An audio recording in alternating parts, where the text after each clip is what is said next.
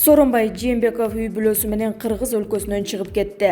Бул тууралуу жергиликтүү 24 KG маалымат агенттиги өзүнүн ишенимдүү булактарына таянып жазды. Маалыматка ылайык, Жээнбеков Манас аэропортунан Туркиянын Стамбул шаарына учуп кеткен. 29 январда экс-президент Сооронбай Жээнбеков Бишкек шаардык сотуна мурдагы вице-премьер-министр Дүйшөнбек Зилалиевден иши боюнча суракка чакырылган. Садыр Жапаров: урматтуу кыргызстандыктар, биз өлкөбүз оңолсун, мамлекеттик башкаруу иретке салынсын, казынадан уурдалгандар токтосун, ашыкча кызматтар жоюлсун деп революция кылганбыз. Мен революция жасагам, ошол үчүн ушул кызматта өмүр бою олтурушум керек, жоюлбасын деген түшүнүктөн алыс бололу. Бул бир. Экинчиси, кадр саясаты боюнча бул Акаевчи болчу, бул Бакиевчи болчу, бул Атамбаевчи же Жээнбековчи болчу деген эски түшүнүктөрдү токтотолу. Минтип олтурсак, анда өлкөбүздүн ичинен бир дагы татыктуу кадр таппайбыз. Башка планетадан издешибиз керек болот. Үчүнчүсү, баланча министрликке Садыр Жапаровго душман болуп жүргөн, аны камаганга салым кошкон кадр бара жатат деп сындагандарга айтарым: азыр биз душмандаша же туугандаша турган мезгил эмес, эл үчүн, мамлекеттин келечеги үчүн өткөн кеткенди унуталы, сабырдуу бололу, Кудай сабырдуулар тарапта. Ар бир министрликке мурдагыдай тааныш билишти эмес, ошол министрликтин адисин алып бара жатабыз. Мындан ары бөдөнөнү сойсо да касапчы соет. Эгерде мурдагыдай көндүм адатын жасап, уурдай баштагандар болсо дароо камалышат. Бул 3. 4. Бүгүнкү күндө жалпысынан 48 министрликтер, комитеттер, агенттиктер жана башка ведомстволор бар экен. Кимге кызмат жетпей калса эле министрлик ачып бере беришкен. Элге кылган кызматы же пайдасы жок. Казынадан миллиардтарды жеп олтурушат. Таблицадан көрүп турганыңардай, ошонун баарын кыскартып 12 эле министрлик калтырдык. Бир эле энергетика системасынан 2 миллиард сом үнөмдөлүп жатат. Кичинекей Кыргызстан үчүн керек болсо 12 министрликте көптүк кылат, бирок азырынча ушундай кылдык. Ар бир чечимди жети өлчөп бир кесип жатабыз. Бир революционердин кызыкчылыгын көздөп, 6,5 миллион элдин кызыкчылыгын тебелебейли деп жазат ал. Октябрь төңкөрүшчүлөрү эмнеге көчөдө калганы турат. Садыр Жапаров премьер-министрлик кызматты тапшыргандан кийин анын орду бош калып, өкмөт башчылыкка эсептөө палатасынын жетекчиси Улукбек Марипов сунушталууда. 1 февралда аны жогорку кеңештеги көпчүлүк коалиция колдоп, эми парламент жалпы шайлай турганы күтүлүүдө. Президенттик аппараттын оозун карап гана иш кылган 6-чакырылыш кыңк этпей Мариповго добуш бере турганы белгилүү.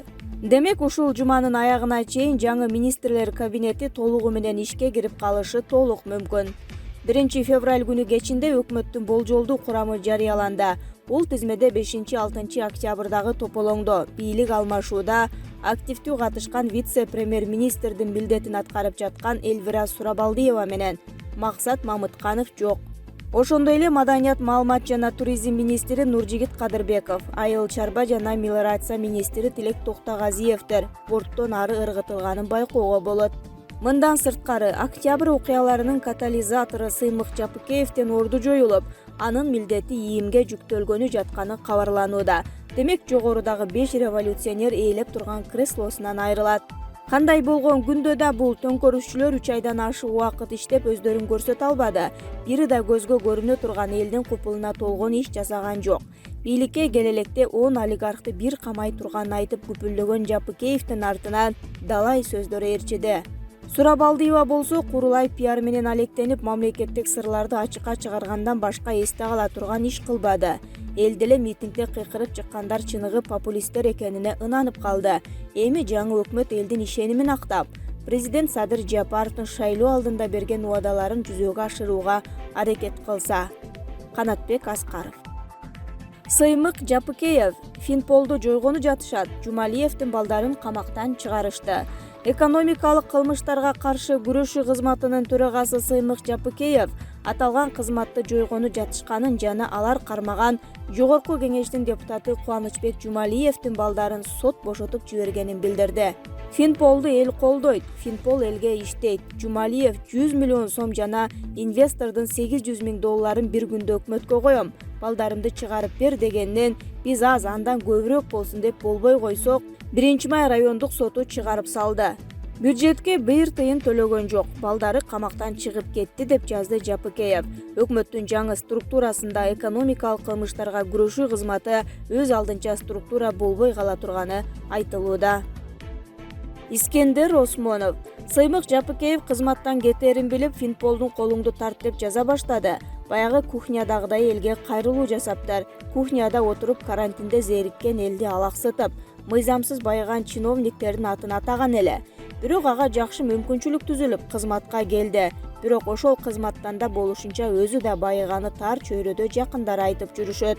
Жумалиев деп акылдап жаткан Сыймык аны да камаган жок. Мамлекетке анын бир тыйынын төктүргөн жок. Эми кызматтан кетерин билип, кайра эле Жумалиевди бетине кармап жатат. Кызмат атасынан калган эмес, бири кетсе экинчиси келет. Сыймык кызматтан кетсе аны да текшериш керек. Себеби абдан жакшы байыды деп угуп жатабыз деп жазат ал. Кадр тандоо боюнча жарлык, адеп ахлакка көңүл бурулат. Президент Садыр Жапаров мамлекеттик жаңы кадр саясаты жөнүндө жарлыкка кол койду. Анын максаты мамлекеттик жана жергиликтүү өз алдынча башкаруу органдарына кесипкөй кадрларды, жаштарды тартуу, алардын моралдык, адеп ахлактык сапаттарын жакшыртуу, мамлекеттик башкаруу системасында коррупциялык тобокелдиктерди азайтууну көздөйт. Документке ылайык, мамлекеттик органдарга жана жергиликтүү өз алдынча башкаруу органдарына кадр тандоодо алардын кесипкөй жана моралдык, адеп ахлактык сапаттарына көңүл бурулат.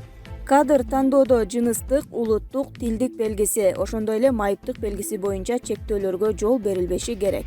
Адамдык потенциалга аяр мамиле жасоо, келечеги бар жаштарды кызматка кабыл алуу тартиби сакталышы зарыл. Мамлекеттик жана муниципалдык кызмат орундарга кадыр баркын түшүрүп алган мурда коррупциялык кылмыштарга аралашкан адамдарды дайындоого тыюу салынат. Кадрларды конкурс менен тандоо схемасын өркүндөтүү, туруктуу негизде кадрлардын квалификациясын жогорулатуу, кызматтык милдеттерин талаптагыдай аткаруу үчүн жоопкерчиликти жогорулатуу каралган. Аманбаев: 48 мамлекеттик органдын саны 16га кыскартылды.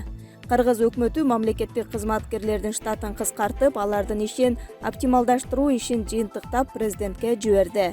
Бул тууралуу мамлекеттик органдардын тутумун реформалаш үчүн сунуштарды иштеп чыгуу боюнча мекеме аралык комиссиянын жетекчиси, өкмөттүн аппарат башчысы Бакыт Аманбаев 1 февралда Азаттык радиосунун арай көз чарай берүүсүндө айтты.